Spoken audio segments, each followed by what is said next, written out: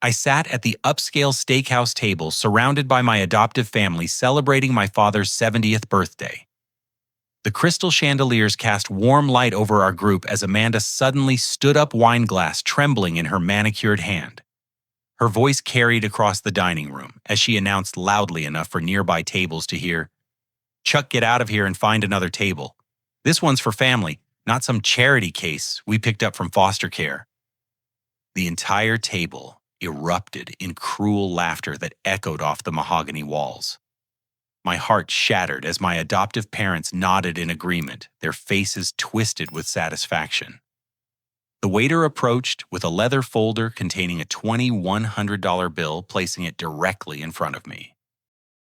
The waiter's apologetic eyes met mine as he set down the check, but I could barely focus on anything except the ringing in my ears. 28 years of memories crashed through my mind like a tsunami, each wave more painful than the last.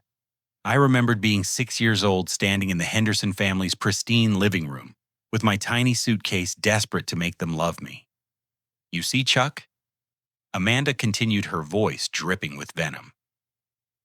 "We've been planning this little gathering for months now. We thought it was time to finally be honest about how we really feel about our little charity project." The words hit me like physical blows. I watched my adoptive father Robert straighten his expensive tie, his steel gray eyes cold and calculating. This wasn't a spontaneous outburst of anger. This was orchestrated cruelty, planned and executed with surgical precision. Sarah, my adoptive mother, dabbed her lips with her napkin and smiled sweetly. "Oh, Chuck, you should see your face right now. Did you really think we cared about you all these years? We were just good at pretending." My adoptive brother Jake held up his phone grinning as he recorded everything. "This is going to make an awesome memory video," he said, zooming in on my stunned expression. Finally telling the foster kid where he really belongs. The steakhouse buzzed with the quiet conversations of other families enjoying their evening meals. Crystal glasses clinked softly, silverware scraped against fine china, and somewhere in the background a pianist played gentle melodies. The normalcy of everything around us made the surreal cruelty at our table feel even more shocking. I thought about all those years I'd spent desperately trying to fit in, learning to play tennis because Jake loved it, even though the sport never interested me, studying business management in college because Robert wanted me to follow in his footsteps, abandoning my dreams of working with my hands in construction. I'd even legally changed my last name from Miller to Henderson on my 18th birthday, thinking it would make me more truly part of their family. "Remember when you begged us to teach you how to play golf?" Robert chuckled, swirling his bourbon. "You were so pathetic practicing your swing in the backyard for hours, thinking we'd finally accept you if you could just hit a decent drive." Amanda leaned forward, her blonde hair falling over her shoulder as she prepared to deliver another blow. "And don't forget about all those Father's Day and Mother's Day gifts he used to make us. Those hideous macaroni crafts and finger paintings. We threw them all away the minute he left the room. The memory of spending weeks making a photo album for Sarah's birthday when I was 12 hit me like a punch to the gut. I'd saved my allowance for months to buy the supplies, carefully arranging pictures of our family trips and writing heartfelt captions about how grateful I was to be loved. She'd hugged me and told me it was beautiful, then apparently tossed it in the trash later. Jake lowered his phone momentarily to add his own contribution to the torture. The best part was watching him try so hard in school. Straight A's honor roll, class president, thinking good grades would make us proud. We never once cared about any of it. Other diners began glancing our way, uncomfortable with the rising tension at our table. A young couple nearby shifted in their seats, the woman covering her mouth in shock as she overheard Amanda's cruel words. An elderly gentleman dining alone looked ready to intervene, his weathered hands gripping his cane. The waiter whose name tag read Tyler approached our table again. He couldn't have been more than 22 years old with kind brown eyes that showed genuine concern. "Is everything okay here?" he asked quietly, his voice barely audible over the restaurant's ambient noise. "Everything's perfect," Robert replied tersely. "We're just having a family discussion." Tyler's gaze lingered on me for a moment, and I saw something in his expression that I hadn't seen at this table in years: genuine human compassion. He gave me an almost imperceptible nod before stepping away, but stayed close enough to observe our interaction. Amanda wasn't finished with her psychological assault. "You want to know the real truth, Chuck? We never wanted to adopt you in the first place. The state offered us financial incentives and we needed the tax write-off. You were literally a business transaction." The $2,100 bill sat before me like a monument to their final act of cruelty. I could see itemized charges for expensive steaks, premium wines, and elaborate desserts that I hadn't touched. They'd ordered the most expensive items on the menu, knowing they intended to stick me with the check. Sarah reached across the table and patted my hand with fake sympathy. "But we did take good care of you, didn't we? Nice clothes, private school, family vacations. Though I suppose those vacations weren't really that fun for you, since we spent most of the time talking about how much we wished you'd stayed home." More memories flooded back. The hushed conversations that stopped when I entered rooms. The family photos where I was always positioned slightly apart from the group. The way they'd introduce me to their friends as our adopted son Chuck, instead of just our son Chuck, making sure everyone knew I wasn't really theirs. Jake started scrolling through his phone, laughing at something on the screen.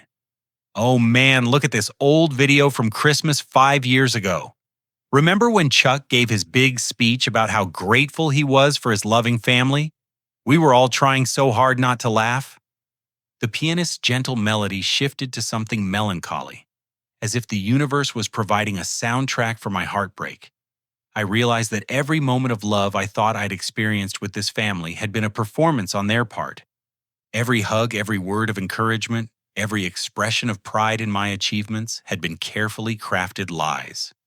Robert signaled the waiter for another round of drinks, his expensive watch catching the light. "The thing is, Chuck, we're finally ready to cut ties completely. Our biological children are successful now, and we don't need the hassle of pretending to care about you anymore. Plus," Amanda added with a cruel smile, "we've already removed you from Dad's will and all our insurance policies. This dinner is our way of saying goodbye forever." Tyler returned with fresh drinks for everyone except me. As he set down Robert's bourbon, he leaned slightly closer to me and whispered, "This is seriously messed up, man. Nobody deserves this." I appreciated his kindness, but I was too stunned to respond.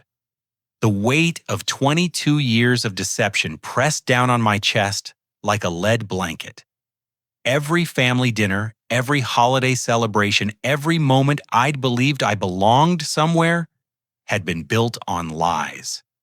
The check seemed to grow heavier in front of me as I realized this was their final insult.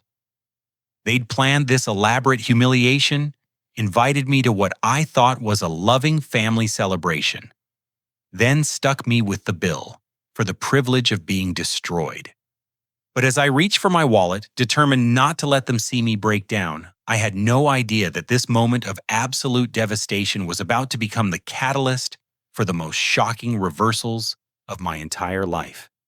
My hands trembled slightly as I pulled out my credit card, the black plastic reflecting the restaurant's warm lighting. The $2,100 charge would max out my available credit money I'd been saving for my mortgage payment next week. But I couldn't show weakness now, not when they were savoring every moment of my humiliation. Amanda leaned back in her chair, clearly energized by my stunned silence.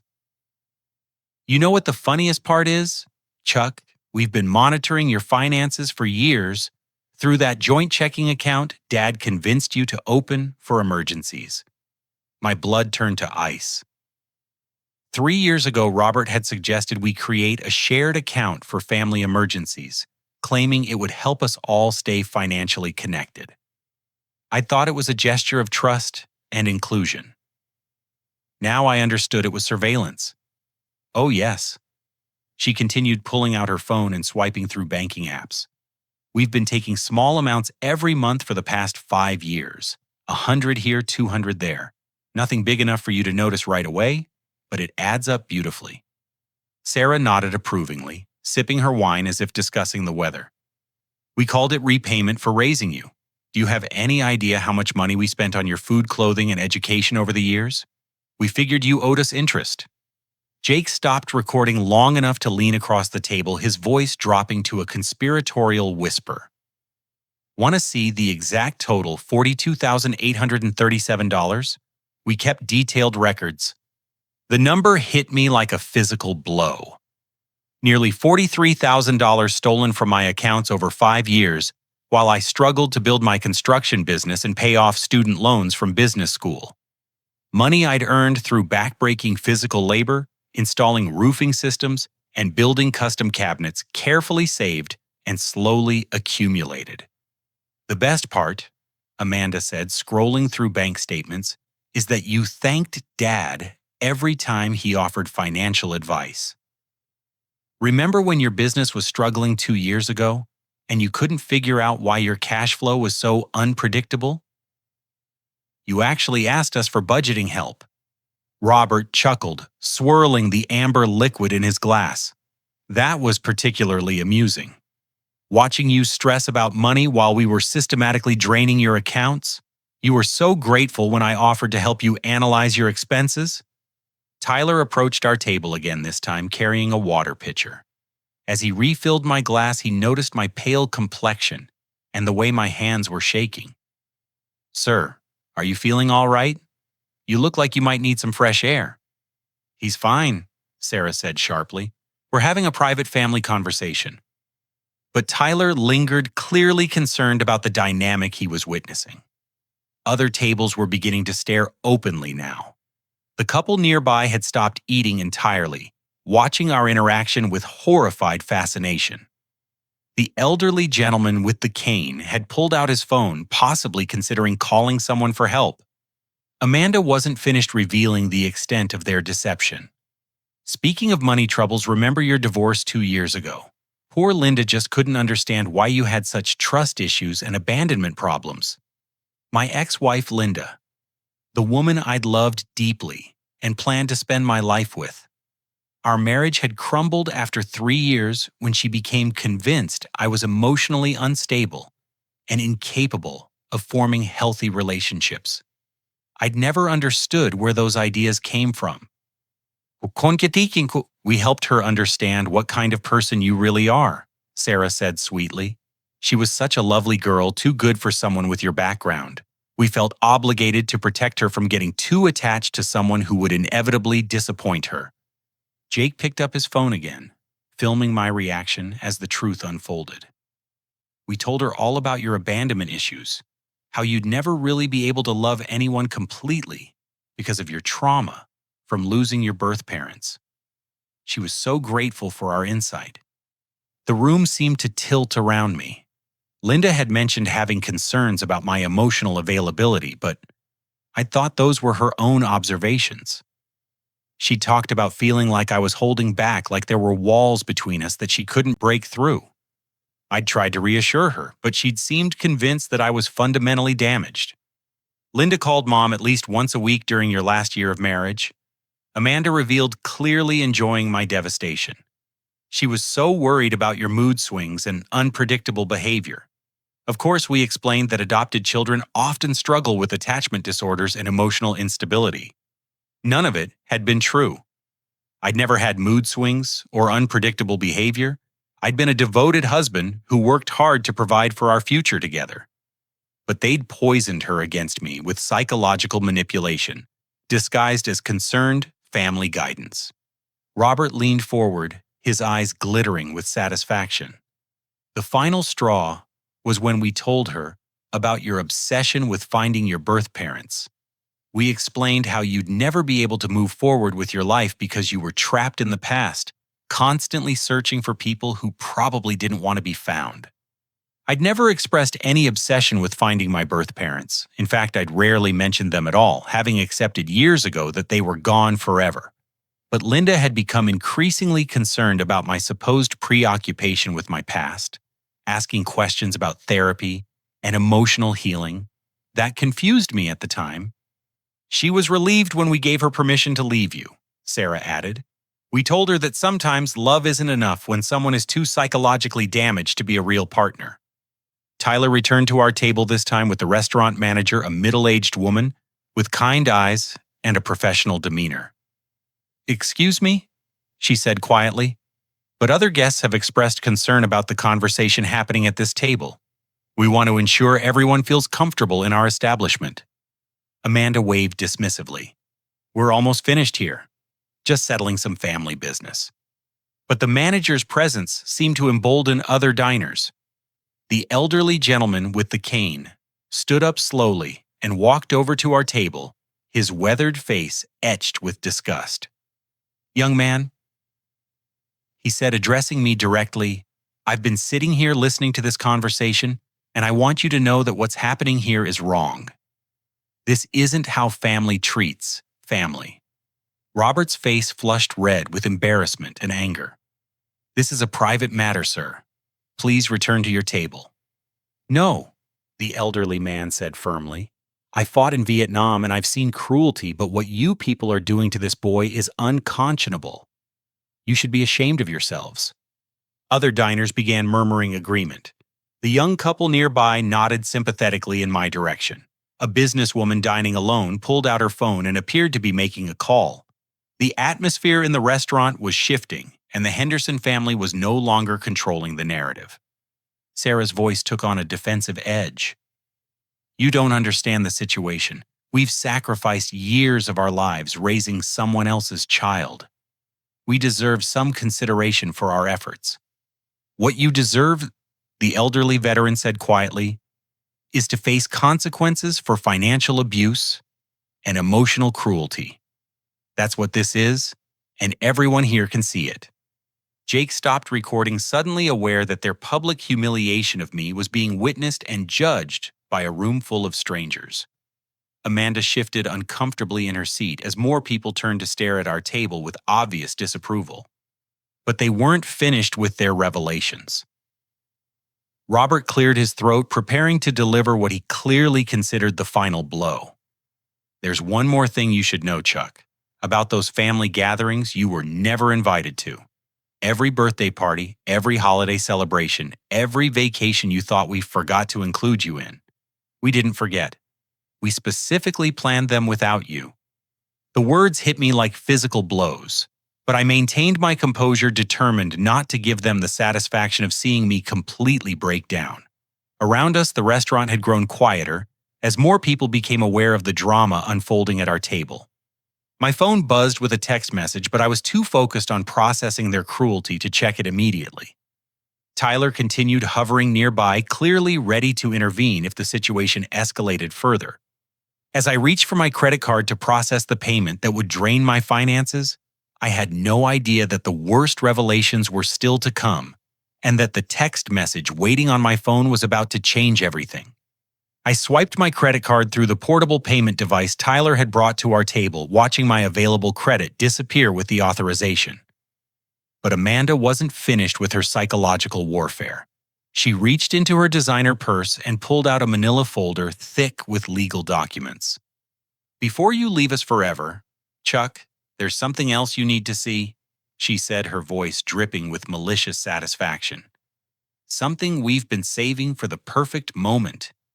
My stomach clenched as she spread papers across the table, pushing aside wine glasses and dinner plates. The letterhead on the top document read Colorado State Trust Administration in official blue letters. "Recognize this?" she asked, tapping the header with one perfectly manicured fingernail. "These are trust fund documents. Your trust fund documents, to be specific." The blood drained from my face. I had no idea what she was talking about. "I don't have a trust fund." Robert laughed, the sound cold and cruel. "Oh, but you do. Or rather, you did. Your birth parents, Charles and Margaret Miller, established a substantial trust for their beloved son before they died. They wanted to ensure you'd have money for education, a home purchase, and future security." Sarah joined in, clearly relishing my confusion. "The fund was worth $312,000 when you turned 25 3 years ago. That's when it became accessible to you legally speaking. Amanda pulled out bank statements and transaction records, spreading them across the table like evidence at a trial. Of course, since we were your legal guardians when the trust was established and you never formally removed our access, we've been managing it for you. Very carefully managing it. The numbers on the pages swam before my eyes. Deposits, withdrawals, transfers, and account balances that showed systematic drainage of funds I'd never known existed. Over 3 years, the account balance had dropped from over $300,000 to less than $8,000. Where did it go? I whispered, my voice barely audible. Jake leaned forward, grinning. Medical school tuition for me. Amanda's wedding. The family vacation home in Colorado. Dad's new boat. Mom's jewelry collection. We figured since we raised you, we deserved compensation for our efforts. The room started spinning around me. My birth parents, Charles and Margaret Miller, had left me money. They'd planned for my future, worried about my security, and tried to provide for me, even after their death.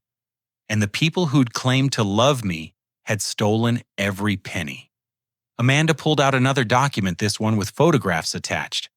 But wait, there's more. Your birth parents weren't just random poor people who died tragically like we told you. They were successful architects who owned Miller Architecture Design. She showed me pictures of a beautiful 2-story home with mountain views, architectural drawings signed by Charles Miller, and business documents showing a thriving company. My birth father had been a respected professional who designed homes for families throughout Colorado. They specifically chose our family for your placement because they thought we had strong moral character, Sarah said, laughing at the irony. They wanted you to be raised by people who would honor their memory and continue their values. Robert pulled out a letter written in feminine handwriting. The paper yellowed with age. Your birth mother wrote this about her hopes for your future. She dreamed that you'd become a builder like your father, creating beautiful spaces for families to live and love in. My hands shook as I reached for the letter, but Amanda snatched it away. Oh no, this belongs to us now, along with everything else they left you. Legal guardianship gave us access to all of it, and we never relinquished control. Tyler approached our table again this time, accompanied by 2 police officers who had apparently been called by concerned diners. Officer Martinez and Officer Kim surveyed the scene with professional assessment, taking in the scattered legal documents and my obvious distress. Someone reported a possible case of financial abuse and emotional cruelty. Officer Martinez said quietly, "We'd like to speak with everyone involved." But before the officers could begin their investigation, the restaurant door opened and 3 people entered who would change everything. They had my dark hair, my strong jawline, and my deep brown eyes. Family resemblance that was unmistakable. The older man, distinguished and well-dressed, scanned the dining room until his gaze landed on our table. When he saw me, his face broke into an expression of joy and relief that I'd never seen directed at me before. Charles David Miller. He called out, his voice carrying across the restaurant. "We've been looking for you for 3 years." Sarah's wine glass slipped from her fingers and shattered against her plate. Robert's face turned ashen. Amanda frantically began gathering the legal documents, trying to hide the evidence of their theft. The 3 strangers approached our table with purpose and determination, followed closely by the 2 police officers, who were now very interested in the unfolding situation. "I'm your Uncle Tom," the older man said, his voice thick with emotion. "This is your Aunt Patricia and your cousin David. We've been working with private investigators and lawyers to find you ever since we discovered discrepancies in your trust fund management." Aunt Patricia, a woman in her late 40s, with kind eyes and graying brown hair, pulled out her own folder of documents. "We hired forensic accountants when we realized money was being transferred out of your accounts. The trail led us directly to the Henderson family." My cousin David, who appeared to be around my age and wore an expensive suit, stepped forward. "I'm an attorney specializing in financial fraud and elder abuse." What this family has done to you represents multiple felonies under Colorado state law. Officer Kim began photographing the documents scattered across our table while Officer Martinez started taking witness statements from other diners.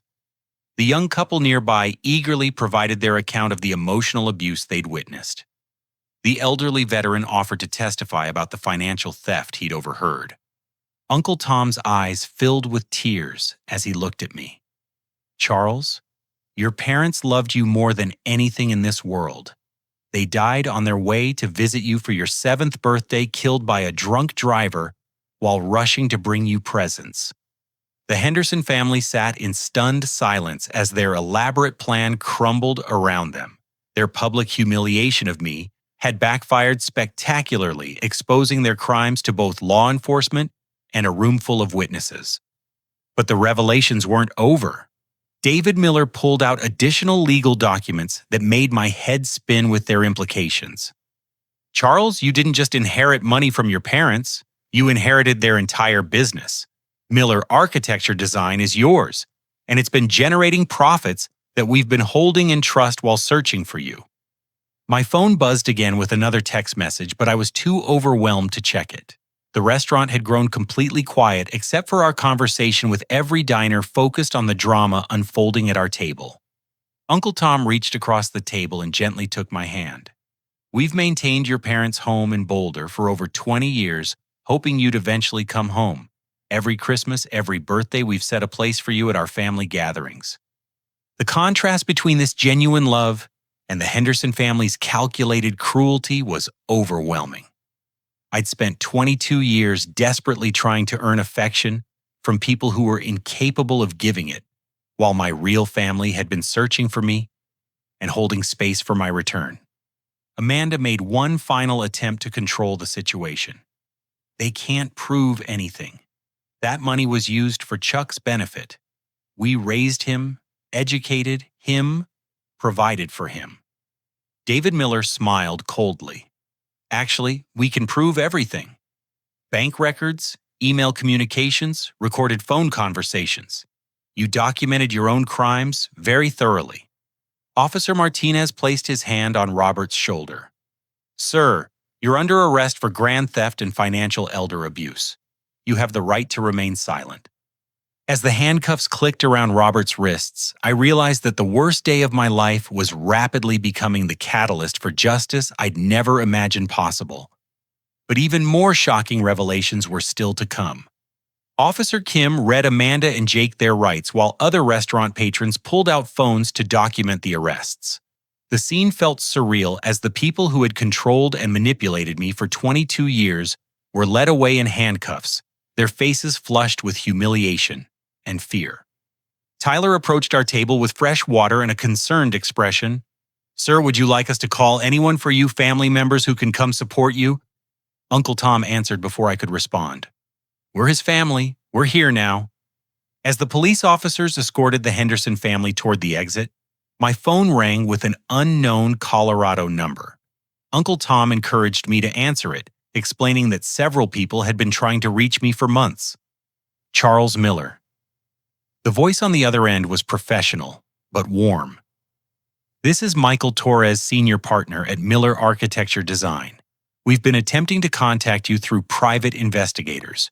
Your Uncle Tom found you." I struggled to process everything happening simultaneously.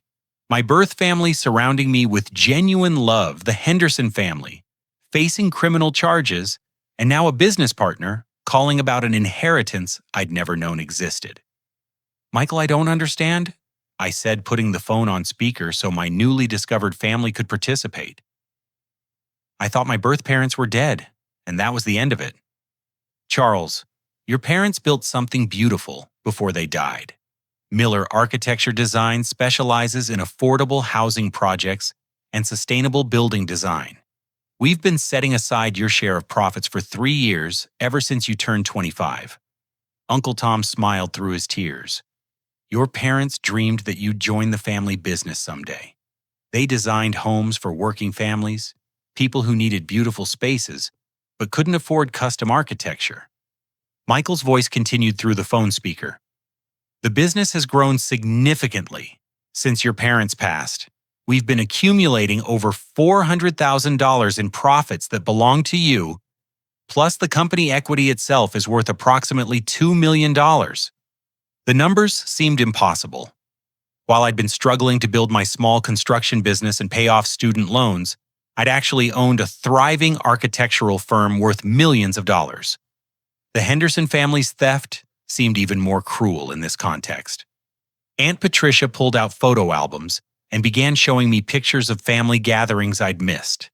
Cousins graduating from college, weddings, birthday parties, holiday celebrations, where they'd saved an empty chair for me, year after year. 20 people across 3 generations who'd never stopped hoping for my return. "We have a tradition," she explained softly. "Every Christmas morning we read a letter your mother wrote before she died. She talked about her hopes for your future and her faith that love would eventually bring you home to us." David Miller, my attorney cousin, spread his own legal documents across the table.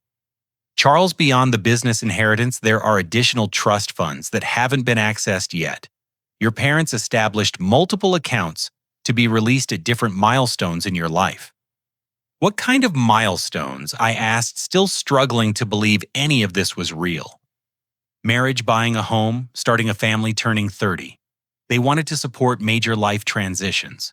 The total value across all accounts is approximately $800,000, completely separate from what the Henderson family stole." Tyler, who had been listening to our conversation while clearing nearby tables, approached with a business card from the restaurant manager. "Sir, other customers have been asking about your story. This businessman wants to speak with you about construction contracts." A well-dressed man in his 60s stood up from a corner table and walked over to introduce himself. "Frank Williams, Williams Development Corporation. I couldn't help overhearing your conversation. We're always looking for skilled contractors with integrity, especially those connected to Miller Architecture Design." Uncle Tom beamed with pride. "Charles studied business in college and has been running his own construction company. He specializes in residential projects." Frank Williams nodded approvingly. "Miller Architecture has an excellent reputation for affordable housing design. If you're interested, we have development projects worth 6 figures that need general contractors. Your family connection gives you immediate credibility in the industry." Michael Torres's voice came through the phone again. "Charles, we've actually been hoping to expand into construction management. Your experience would be perfect for coordinating our design projects with actual building implementation." I looked around the table at faces filled with genuine excitement for my future. These people had just met me, but they were already making plans to include me in their businesses and lives. The contrast with the Henderson family's systematic exclusion was staggering. "There's something else," David said, checking his watch. "We need to discuss your living situation. The Henderson family's house was purchased partially with your stolen trust fund money. You may have legal claim to their property as restitution." Aunt Patricia squeezed my hand gently. "But you should know that your parents' home in Boulder is still exactly as they left it. We've been maintaining it as a shrine to their memory and a sanctuary for your eventual return." "What's it like?" I asked, my voice barely above a whisper. Uncle Tom pulled out his phone and showed me pictures of a beautiful craftsman-style house with mountain views, wraparound porches, and mature oak trees. 5 acres of land completely paid off. Your father's workshop is still set up with all his architectural tools. Your mother's garden produces vegetables every summer that we harvest and preserve." The elderly veteran who had stood up for me earlier approached our table with his wife, an elegant woman with silver hair and compassionate eyes. "Young man, my wife and I wanted to thank you for handling that situation with such dignity. We've been married 52 years, and we know real character when we see it." His wife handed me a card for their family counseling practice.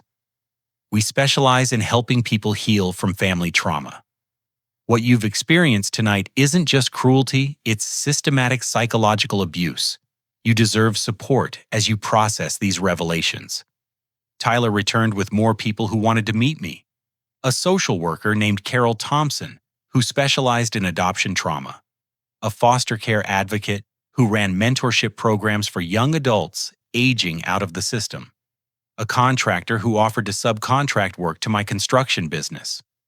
This is amazing, Ali, I said, overwhelmed by the sudden abundance of genuine support. 4 hours ago, I felt completely alone, and now I have more people offering to help me than I can process. David Miller smiled. Charles, you've never been alone.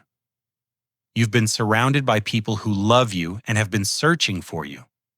The Henderson family isolated you from everyone who cared about your well-being.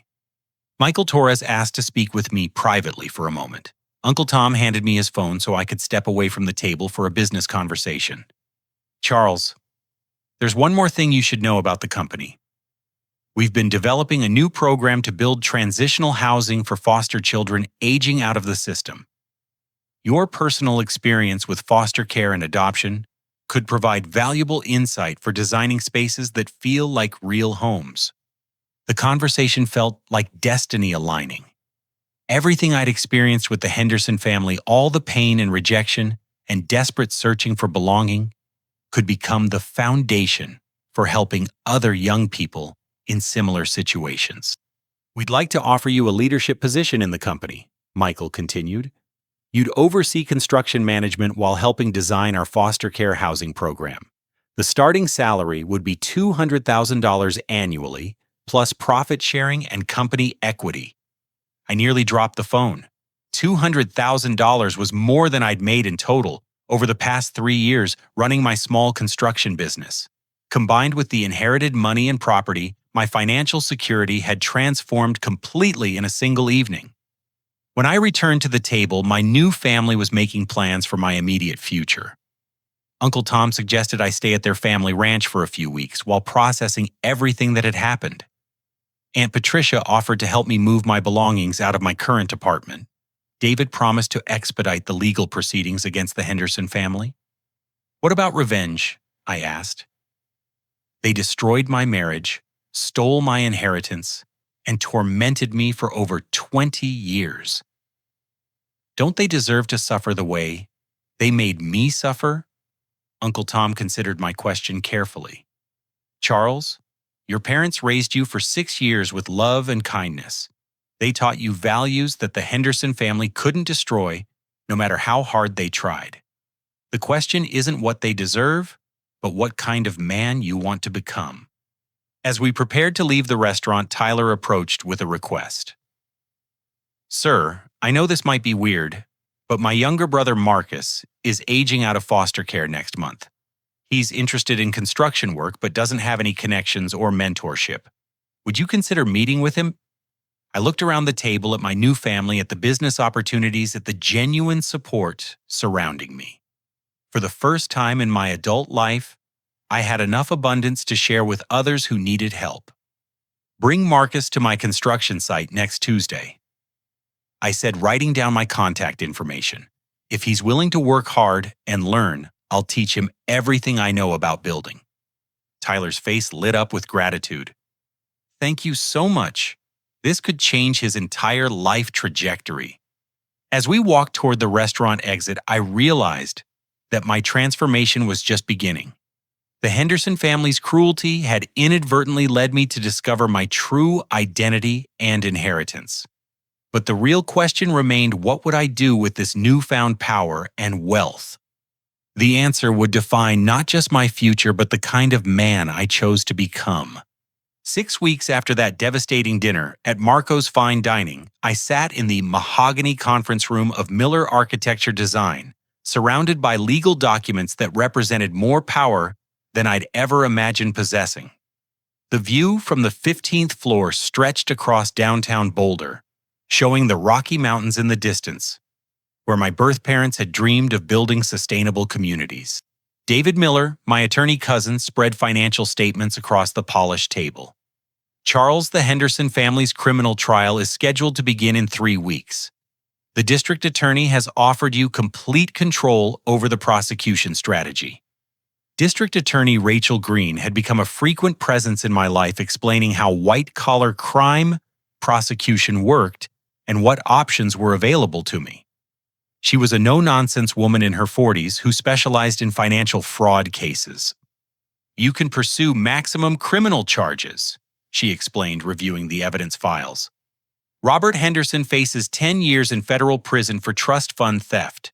Sarah, Amanda, and Jake each face 5 years for conspiracy and fraud. Their civil assets would be frozen and liquidated to pay restitution." The power to destroy them completely sat in my hands like a loaded weapon.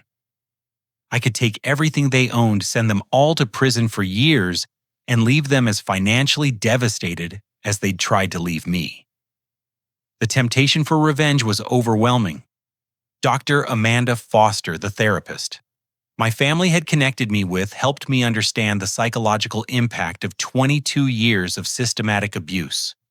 She explained how adoption trauma compounded with emotional manipulation created complex responses in adult survivors. "Get Charles, what you experienced wasn't just rejection or disappointment," she said during one of our sessions. "It was calculated psychological warfare designed to destroy your self-worth and isolate you from potential support systems." The Miller family had embraced me completely, but they didn't pressure me to immediately replace all my emotional connections. Uncle Tom emphasized that healing from trauma took time, and that rushing into new relationships, even positive ones, could be overwhelming. "We've waited over 20 years to welcome you home," he said during one of our long conversations. "We'll wait as long as necessary for you to feel comfortable and secure with us." My birth parents' home in Boulder had become my sanctuary. Walking through rooms preserved exactly as Charles and Margaret Miller had left them, I discovered photo albums documenting my first 6 years of life. Pictures showed a confident, happy child, surrounded by parents who clearly adored him. Video recordings were even more powerful. I found hours of footage showing my birth father teaching me to build with wooden blocks, and my mother reading bedtime stories. Their voices, lost to me for over 20 years, spoke words of love and encouragement that the Henderson family had tried to erase from my memory. Miller Architecture Design welcomed me teens as both owner and active partner.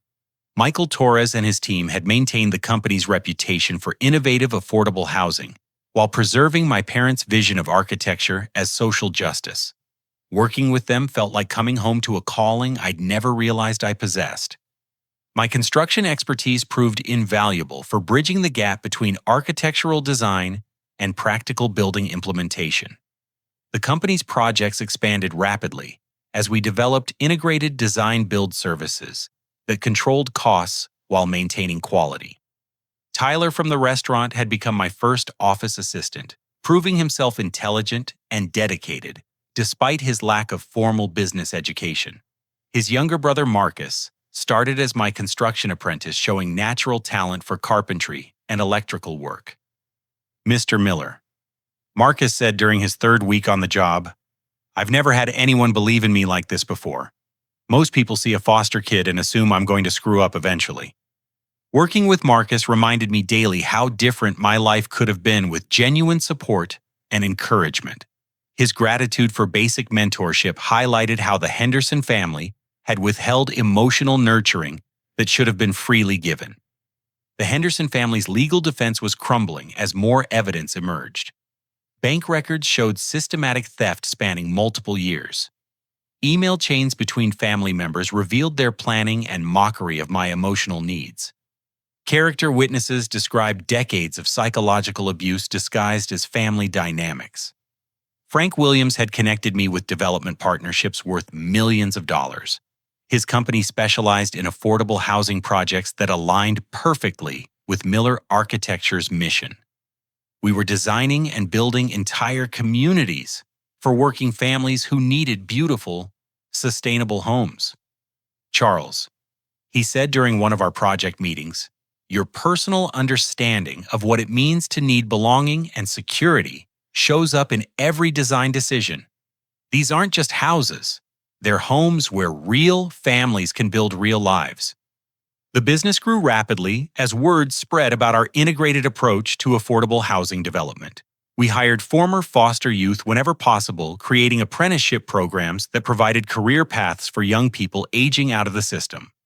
Carol Thompson, the social worker I'd met at the restaurant, became a valued consultant on our foster care housing projects.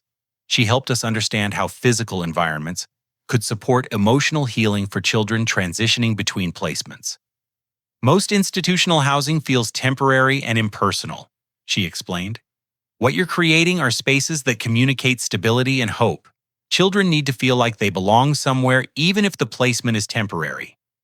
The Miller family's support extended beyond business into personal healing. Aunt Patricia helped me process decades of accumulated trauma through patient conversations and shared family stories. Uncle Tom taught me about my birth parents' values and dreams for my future.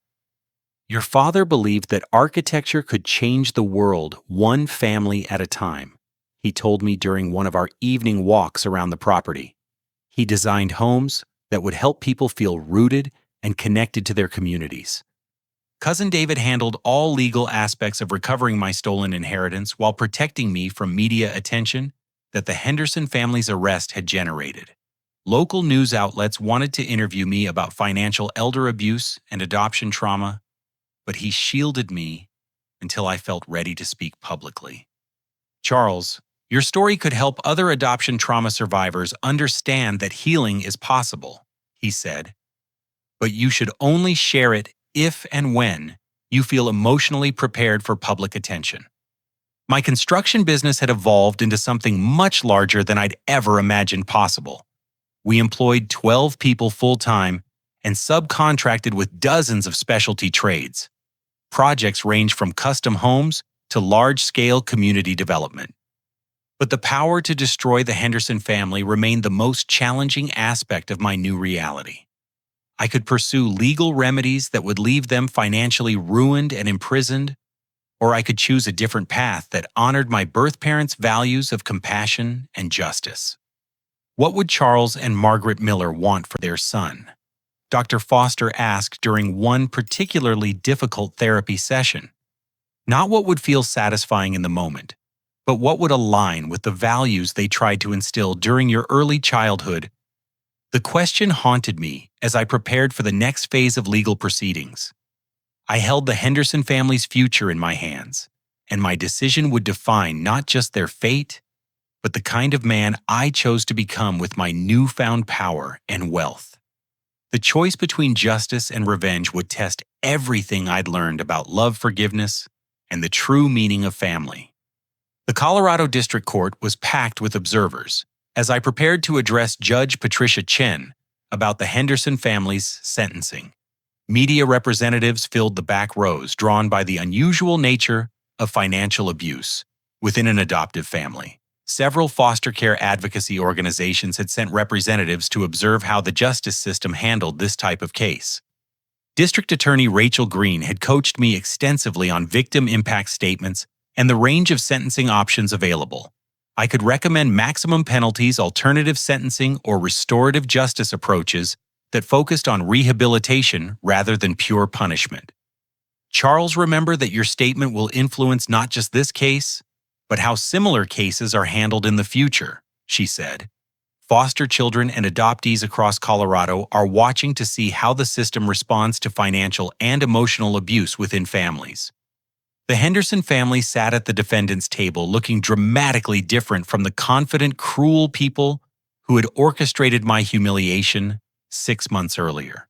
Robert appeared gaunt and aged, his expensive suits replaced by standard court attire. Sarah kept her eyes downcast, clearly uncomfortable with the public scrutiny.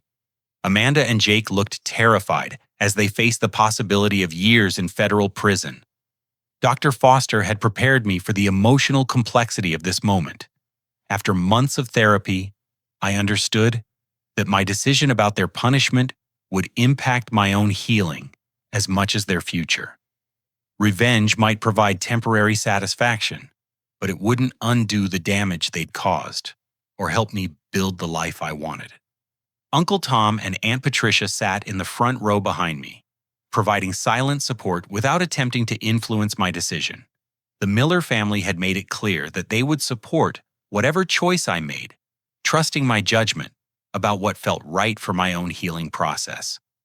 When Judge Chen called for victim impact statements, I stood up and walked to the podium carrying a folder of notes I'd been refining for weeks. The courtroom fell silent as I looked at each member of the Henderson family before beginning to speak. Your Honor, 6 months ago, these 4 people orchestrated what they believed would be the final humiliation of my life. They invited me to dinner specifically to publicly reject me, steal my money one last time, and cut all ties while maximizing my emotional pain. I paused, looking directly at Robert Henderson. What they didn't expect was that their cruelty would lead to justice, that their theft would be exposed, and that their victim would discover he was never really powerless at all. Amanda started crying softly, but I continued without sympathy in my voice. For 22 years, they systematically stole money from accounts they convinced me to share with them. They sabotaged my marriage by filling my wife's head with lies about my mental health. They intercepted communications from my birth family and destroyed my connections to people who actually loved me. Sarah looked up at me with pleading eyes, but I wasn't finished. They convinced me that I was unwanted, that my birth parents had been unfit, that I should be grateful for their grudging acceptance. Every birthday, every holiday, every family celebration was an opportunity for them to remind me that I didn't really belong. The courtroom was completely silent, except for the soft sound of Amanda's continued sobbing. But Your Honor, I'm not here today to ask for maximum punishment. I'm here to propose something different, something that might actually create positive change instead of just inflicting pain. Judge Chen leaned forward, clearly interested in my alternative approach. I propose restorative justice. The Henderson family will repay all stolen money with interest, perform 500 hours of community service, specifically with foster children, attend family counseling to address the psychology that enabled their abuse, and make public apologies acknowledging their actions. Robert's attorney looked surprised. The district attorney had prepared for me to request maximum sentencing, not mercy. Furthermore, I continued, I'm establishing the Charles and Margaret Miller Foundation for foster care support. 10% of the Henderson family's restitution payments will fund this foundation, along with matching contributions from my architectural business. Uncle Tom smiled through his tears, recognizing his brother's values in my decision to transform pain into purpose. Prison sentences will be suspended contingent on complete compliance with these requirements. If any member of the Henderson family violates the terms or fails to complete their community service, they'll face the original maximum penalties. Judge Chen asked the Henderson family to respond to my proposal. Robert stood up shakily, his voice barely audible, as he began reading from a prepared statement. Charles, we destroyed something precious when we chose cruelty over love. You deserved parents who celebrated your strengths instead of exploiting your vulnerabilities. We failed you in every way that matters, and we failed to honor the trust your birth parents placed in us. Sarah followed, admitting her role in enabling systematic emotional abuse. I was jealous of your resilience and kindness.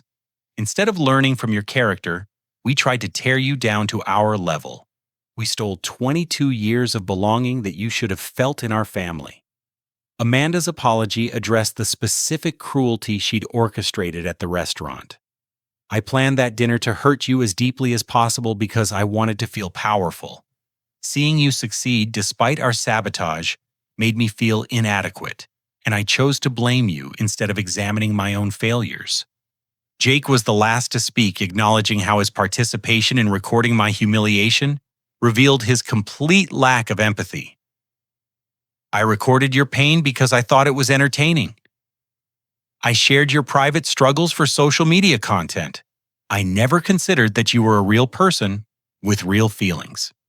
Judge Chen accepted my restorative justice proposal with modifications that strengthened oversight and accountability. The Henderson family would face quarterly progress reviews, mandatory psychological evaluations, and immediate incarceration if they violated any terms. The community service requirement connected them directly with foster children who needed mentorship and support. Working with kids who'd experienced abandonment and trauma would force them to confront the damage they'd inflicted on me, while potentially providing genuine help to vulnerable children. Several foster families approached me after the hearing to express gratitude for creating accountability without destroying another family completely. One foster mother explained how punitive approaches often failed to address underlying psychology that enabled abuse. What you've done here today shows those children that healing is possible, that victims can become advocates, and that justice doesn't have to mean revenge, she said. Tyler and Marcus attended the hearing to support me representing the positive changes that connection and mentorship could create.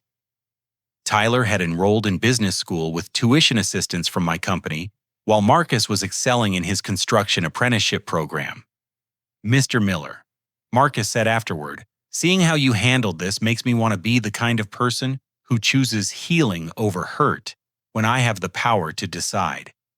The Miller family gathered for dinner that evening at Uncle Tom and Aunt Patricia's ranch, celebrating not just justice, but the values that had guided my decision. My cousin David explained how the restorative approach might influence other financial abuse cases involving vulnerable family members. "Charles, you've created legal precedent that prioritizes healing and accountability over pure punishment," he said.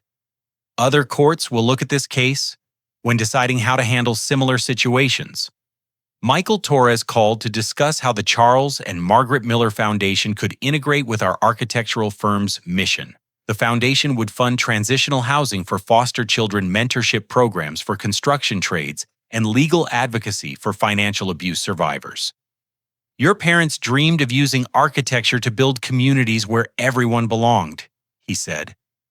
"This foundation extends that vision to include emotional architecture, building systems of support for people who've been excluded." Over the following months, I watched the Henderson family gradually transform through their required community service and counseling. Robert became a dedicated volunteer with foster care agencies, genuinely changed by understanding how his actions affected vulnerable children. Sarah developed mentoring relationships with single mothers aging out of foster care. Amanda and Jake struggled more with the emotional work required for real transformation. Their progress was slower and more resistant, but the threat of imprisonment motivated compliance with all program requirements. The experience taught me that healing from trauma involves choices about how to use pain. I could have chosen revenge and felt temporarily satisfied. Instead, I chose justice that created positive change, honoring my birth parents' values while building the kind of community they dreamed about. Dr. Foster helped me understand that forgiveness serves the forgiver, not the forgiven. My choice to offer mercy instead of maximum punishment freed me from carrying the Henderson family's toxicity forward into my new life. "Charles, you've transformed from victim to advocate," she said during one of our final sessions. "That's not just personal healing, that's leadership that can inspire other trauma survivors to find their own paths forward." As I prepared for the final phase of my transformation, I understood that justice had been served not through punishment, but through accountability that created positive change. The Henderson family would spend years earning redemption through service to others who needed protection and support. But my real life was just beginning. One year after that devastating dinner at Marco's Fine Dining, I stood in the same restaurant with a completely transformed perspective on family belonging and the power of choosing love over revenge. The private dining room I'd reserved was filled with the people who'd become my chosen family: Uncle Tom and Aunt Patricia Miller, my cousin David Michael Torres, and the team from Miller Architecture Design, Tyler and his brother Marcus, and Jennifer Williams, Frank's daughter, who had become so much more than a business partner. The waiter serving our celebration was Tyler's cousin Ramon, hired through my recommendation 6 months earlier. The restaurant manager had offered us permanent VIP status, impressed by how I'd handled the crisis, and subsequent media attention with grace and dignity. Before we eat, I said, raising my glass of sparkling cider. I want to acknowledge how much my understanding of family has changed since the last time I sat in this restaurant. Jennifer squeezed my hand under the table, her smile radiant as she anticipated the announcement we'd planned to share with our families tonight. Our relationship had grown slowly and naturally over the past 8 months, built on mutual respect, shared values, and genuine compatibility, rather than desperate need for acceptance. A year ago, I thought family meant earning love through perfect behavior and grateful acceptance of whatever crumbs of affection were offered. I continued. I believed that belonging was conditional, that I had to prove my worthiness constantly, and that my past defined my limitations. Uncle Tom nodded approvingly, remembering our long conversations about trauma recovery and the difference between healthy and toxic family dynamics. The Miller family had taught me that real love is unconditional, that belonging is a birthright rather than a privilege to be earned, and that family members celebrate each other's successes instead of competing or sabotaging.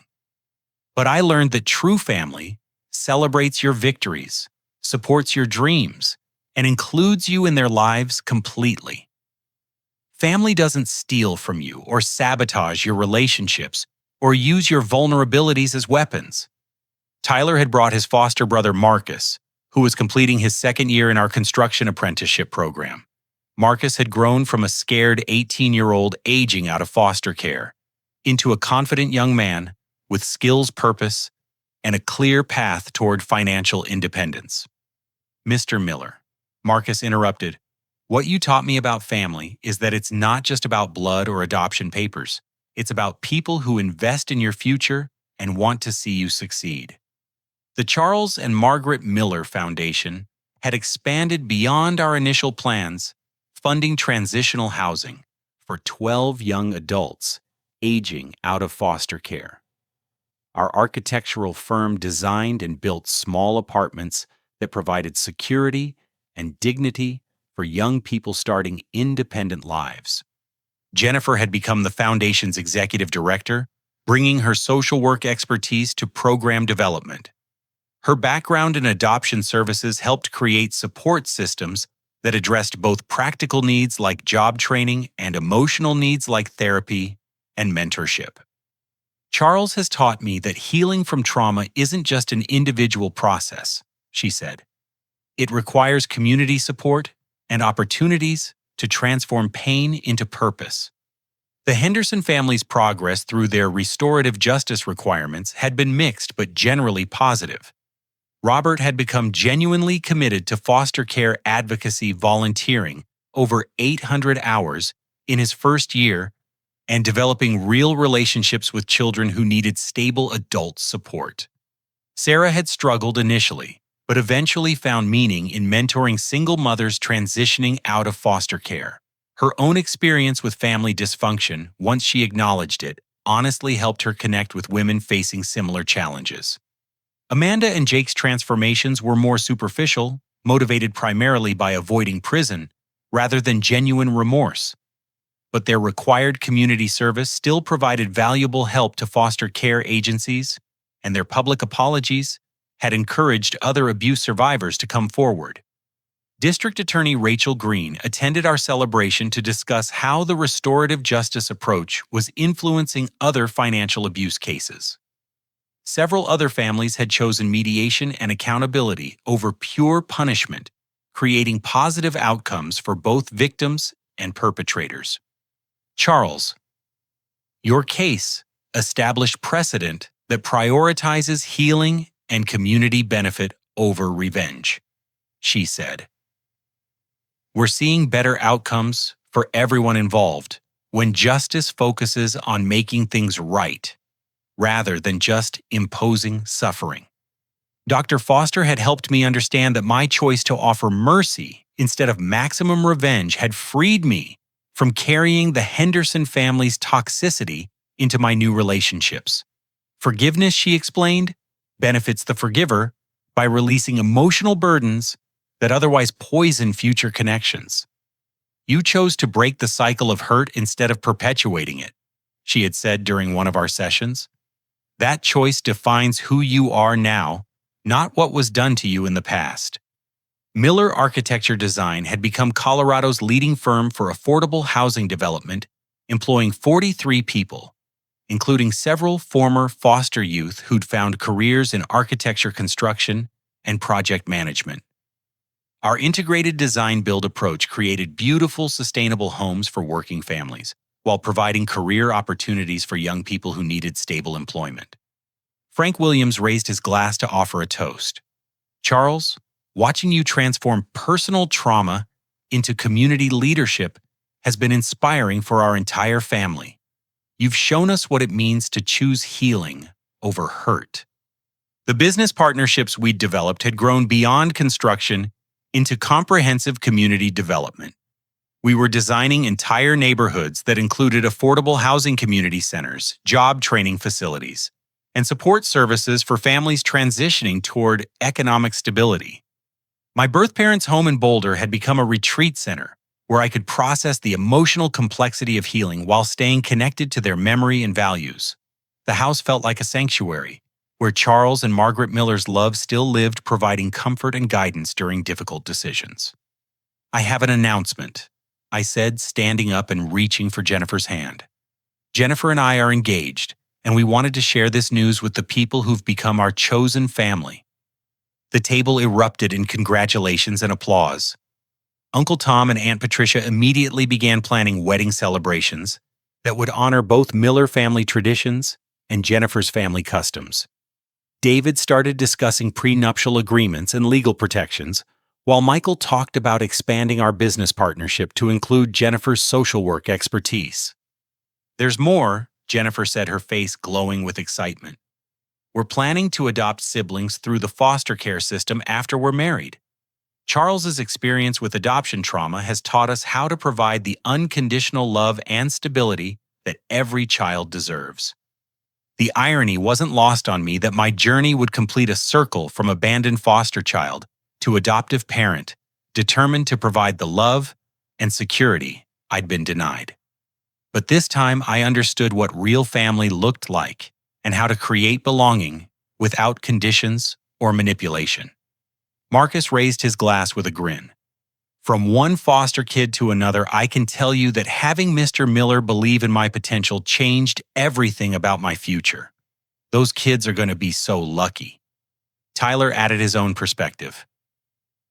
"Charles showed me that success isn't about where you start.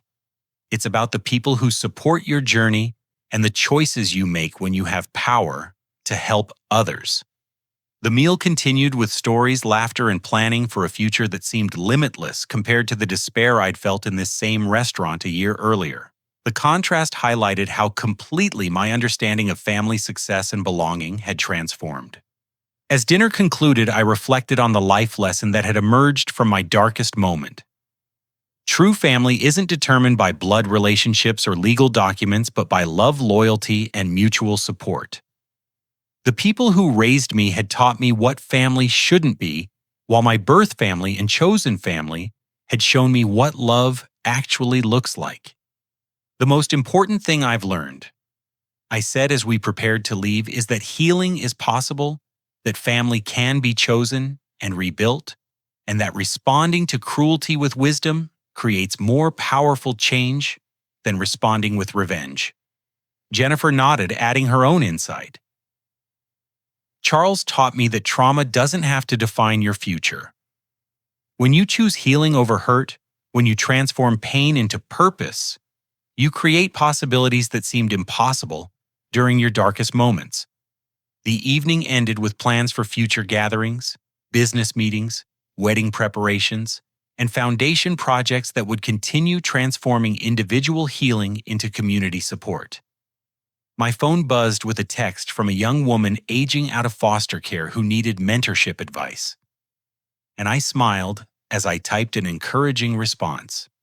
The cycle of healing continued, demonstrating that love multiplies when it's shared freely, that belonging grows stronger when it includes others who need community, and that the most powerful response to rejection is creating families where everyone is truly wanted. As we walked out of Marco's Fine Dining, I realized that my journey from abandoned foster child to successful business leader represented more than personal triumph. It demonstrated that healing is possible, that chosen families can be stronger than biological ones, and that the courage to forgive without forgetting creates opportunities for transformation that seemed unimaginable during moments of deepest despair. The restaurant that had witnessed my humiliation now celebrated my healing. The table where I'd faced my worst fears had become the place where I shared my greatest joys. The difference highlighted everything I'd learned about resilience, love, and the power of choosing hope over despair. What experiences have shaped your understanding of what family really means? Have you ever had to choose between revenge and forgiveness when someone hurt you deeply? Share your thoughts in the comments below. And if this story resonated with you, please hit the like button to let me know. Don't forget to subscribe for more stories about overcoming life's challenges and finding healing after trauma. Share this video with someone who might need to hear that belonging is possible, that families can be chosen, and that our darkest moments often become catalysts for our greatest transformations. Thank you for listening to my story. And remember that no matter what you've experienced in your past, love and healing are always possible when you're brave enough to reach for them.